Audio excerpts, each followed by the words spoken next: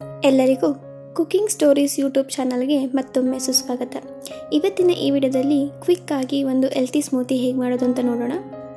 ಒಂದು ಬೌಲಲ್ಲಿ 4 ರಿಂದ 5 ಬಾದಾಮಿ, 4 ರಿಂದ 5 ಗೋಡಂಬಿ, 4 ರಿಂದ 5 ಪಿಸ್ತಾ, 8 ರಿಂದ 10 ಒಣದ್ರಾಕ್ಷಿ, 10 ರಿಂದ 15 ಕರಿ ದ್ರಾಕ್ಷಿ,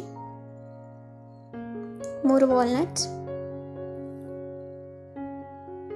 3 ರಿಂದ 4 ಡೇಟ್ಸ್,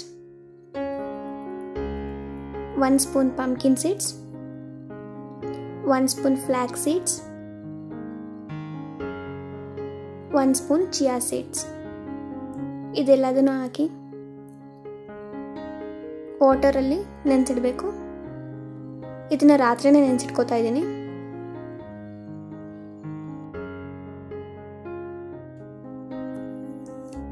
ನೆಕ್ಸ್ಟ್ ಡೇ ಎಲ್ಲ ಚೆನ್ನಾಗಿ ನೆಂದಮೇಲೆ ನೋಡಿ, ಈ ರೀತಿ ಸೈಜ್ ಡಬಲ್ ಆಗಿರುತ್ತೆ.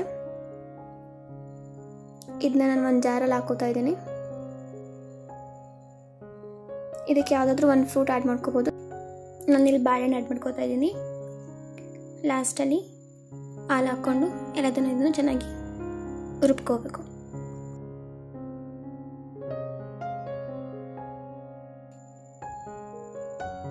ಈಗ ಇದನ್ನ ಸರ್ವಿಂಗ್ ಗ್ಲಾಸ್ಗೆ ಹಾಕ್ಕೊಂಡು ಸ್ವಲ್ಪ ಚಿಯಾ ಸೀಡ್ಸ್ ಮತ್ತು ನಟ್ಸ್ ಹಾಕಿ ಗಾರ್ನಿಷ್ ಮಾಡಿದ್ರೆ ಹೆಲ್ತಿ ಬ್ರೇಕ್ಫಾಸ್ಟ್ ಸ್ಮೂತಿ ರೆಡಿ ಆಗುತ್ತೆ.